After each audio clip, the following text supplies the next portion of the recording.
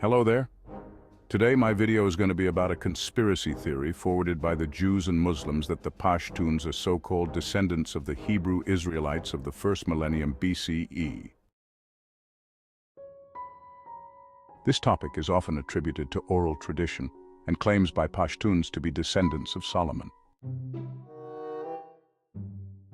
However, this theory is debunked on multiple grounds of 1. Linguistic evidence, 2. Archaeological evidence, and 3. Genetic evidence. Linguistic evidence. The first and foremost proof are the linguistics. It has been regarded as a linguistically Eastern Iranian language by many scholars, including Hotak Muhammad, James Darmesteter, and Henning. Henning states, with regard to Morgenstern's statement that the language is affiliated with Eastern Iranian languages, there is ample evidence to consider it a Bactrian language, which means scholarly evidence supports the idea of an Eastern Iranian hypothesis. Now, there is ample evidence to prove that Eastern Iranian is a Scythian-related language and was descended from the ancient Indo-Iranian language spoken by Aryans themselves. This, in turn, proves that linguistically there can be no case for Pashtuns being Jews whatsoever. Archaeological evidence. This is one of the hotly debated topics. However, by looking carefully, we see no evidence of Jewish dominant culture in Afghanistan. One of the pieces of evidence they give is the mountain peak, which they call Solomon Mountains. This, again, is false evidence given through forged oral traditions. The proof lies in the fact that these mountains were not called Solomon Mountains before Muslim arrival. I am certain this mountain was considered holy. And the Greeks who arrived with Alexander called it Paropamisadai, or the land near the mountains, which means it could have been a holy pilgrimage site. Now, in ancient Vedic and Avestan texts, mountains were often considered divine and holy, which means the Muslims must have made it their holy place by laying false conspiracy claims to it.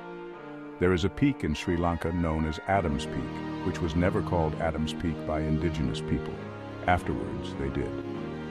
Now, there are many old synagogues in Afghanistan.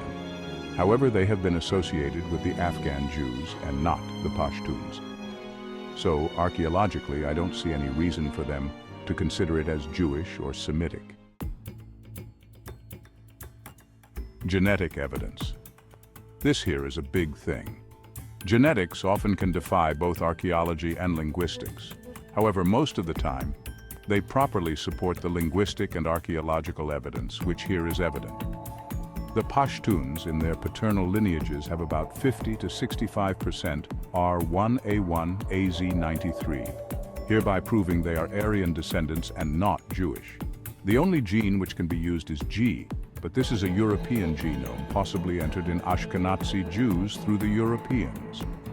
There is also the presence of the DNA R1b, which is mostly European, specifically West European.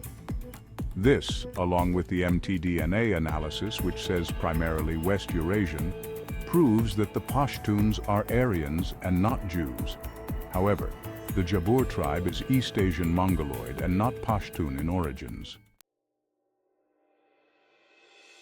To conclude my video, I would like to quote a proud Pashtun called Dr. Zaman Stanizai, the mythified misconception that the Pashtuns are the descendants of the lost tribes of Israel is a fabrication popularized in 14th century India, a claim that is full of logical inconsistencies and historical incongruities and stands in stark contrast to the conclusive evidence of the Indo-Iranian origin of Pashtuns, supported by the incontrovertible DNA sequencing that the genome analysis revealed scientifically.